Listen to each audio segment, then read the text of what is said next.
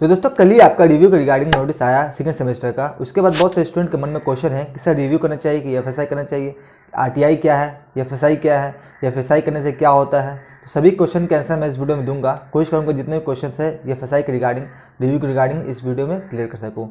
तो बहुत सारे स्टूडेंट कन्फ्यूज है कि एफएसआई क्या है, आरटीआई क्या है। सबसे पहले हम उसको क्लियर करना चाहते हैं कि एफएसआई क्या है, आरटीआई क्या है। दोस्तों आरटीआई आपका एक एक्ट है। आरटीआई का फुल फॉर्म होता है आपका राइट टू इन्फॉर्मेशन। इसका मतलब है कि आपका एक एक्ट है जिसके अंडर में आपको अगर आपका पेपर में मार्क्स कम आते हैं तो आप इन्फॉर्मेशन ले सकते हैं कि आपके कितने मार्क्स कम आए हैं।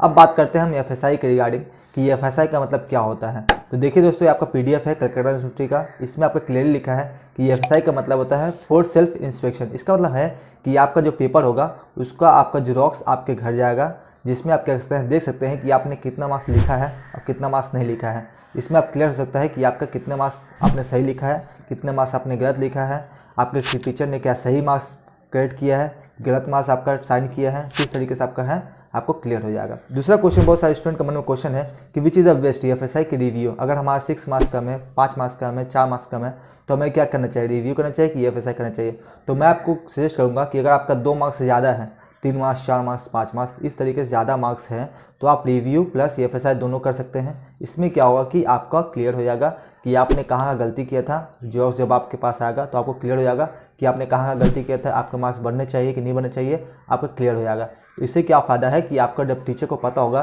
कि स्टूडेंट ने एफएसआई के लिए अप्लाई किया है तो उसके ज़्यादा मार्क्स देने के चांसेस होते हैं। मैं रिकमेंड करूँगा कि अगर आपके मार्क्स 3 मार्क्स से ज़्यादा हैं, 4 मार्क्स, 5 मार्क्स, रिजल्ट में आपके कम मार्क्स आए हैं, सप्ली हुआ है आपका 3 मार्क्स, 4 मार्क्स से, तो आप क्या करें एफएसआई के लिए अप्लाई कर दें।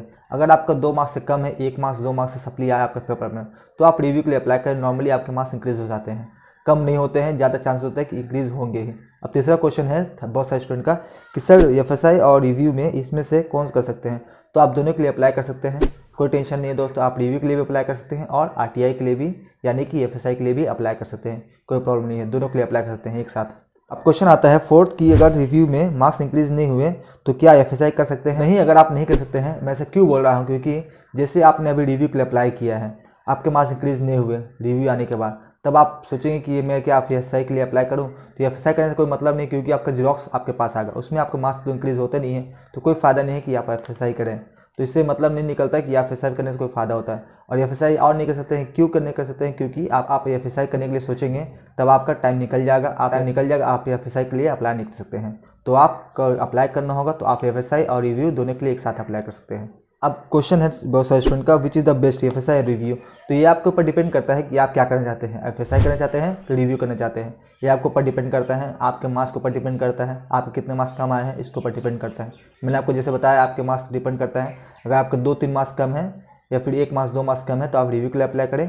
अगर आपके 3 मार्क्स 4 मार्क्स 5 मार्क्स इस तरीके से कम आए हैं और आपका सप्ली हुआ है तो आप एफएसआई भी अप्लाई कर सकते हैं, साथ साथ रिव्यू अप्लाई करें, आप एफएसआई भी अप्लाई करें, दोनों के साथ कर सकते हैं। सो क्वेश्चन है बहुत सारे स्टूडेंट का कि क्या हम सिर्फ एफएसआई के लिए अप्लाई कर सकते हैं। नहीं, आप दोनों के लिए अप्लाई कर सकते हैं, कोई प्रॉब्लम नहीं होगी। उसके बाद क्वेश्चन है बहुत सारे स्टूडेंट का कि क्या रिव्यू एंड एफएसआई करने के बाद क्या हमारा कैंसिल हो सकता है।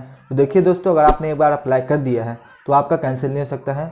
अगर आपका फ़ीस कॉलेज मांगता है तो आपको फ़ीस देना पड़ेगा फिर से, क्योंकि हमारे एक सब्सक्राइबर ने कहा था कि सर हमारे कॉलेज में मैंने एफएसआई के लिए अप्लाई किया है, रिव्यू के लिए अप्लाई किया है, फिर भी मुझे फ़ीस मांग रहे हैं। तो देखिए दोस्तों, एक कॉलेज के ऊपर डिपेंड करता है। अगर आप फीस नहीं देते हैं तो आपको कैंसिल हो जाना चाहिए। इसमें नॉर्मली तो कैंसिल हो जाता है, बट क्या करते हैं कॉलेज, अगर आपने अप्लाई कर दिया है तो आपको फ़ीस पे करनी होगा।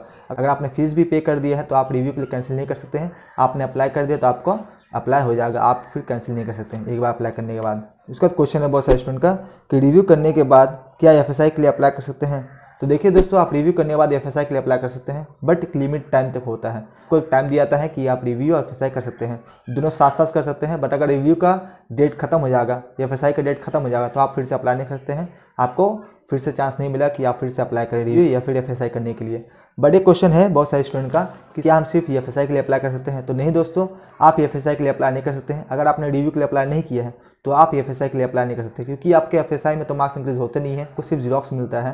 तो आप रिव्यू के लिए अप्लाई नहीं करेंगे, अगर आपको एफएसआई करने में कोई फ़ायदा नहीं है, आप अप्लाई कर भी नहीं पाएंगे, क्योंकि अगर आप रिव्यू के लिए अप्लाई नहीं करते हैं तो आप एफएसआई के लिए भी अप्लाई नहीं कर सकते हैं। ये सब क्वेश्चन है जो बहुत सारे स्टूडेंट ने पूछा था मुझसे, तो मैंने सोचा कि आप लोगों को वीडियो के थ्रू बता दूं। तो ये सब क्वेश्चन है। बाकी आपको रिव्यू के लिए कैसे अप्लाई करना है मैंने उसके लिए वीडियो बनाया है, SBI के थ्रू कैसे पेमेंट करने हैं, मैंने उसके लिए वीडियो बनाया है। आपके कितने मार्क्स इंक्रीज हो सकते हैं, मैंने उसके लिए वीडियो बनाया है, आप चैनल में जाकर देख ले सकते हैं। आपका रिव्यू का रिजल्ट कब आएगा, मैंने उसके लिए वीडियो बनाया है कि आपका रिव्यू का रिजल्ट कब आ गया, तो आप उसे भी जाकर के देख सकते हैं। बाकी आपके जितने डाउट्स हैं आप मुझे कमेंट करके पूछें, मैं आपको क्लियर करने की कोशिश करूँगा। अगर आप चैनल पर नए हैं तो चैनल सब्सक्राइब करना ना भूलें और इस वीडियो को भी लाइक कर दें। तो दोस्तों मिलते हैं अगले वीडियो में, धन्यवाद।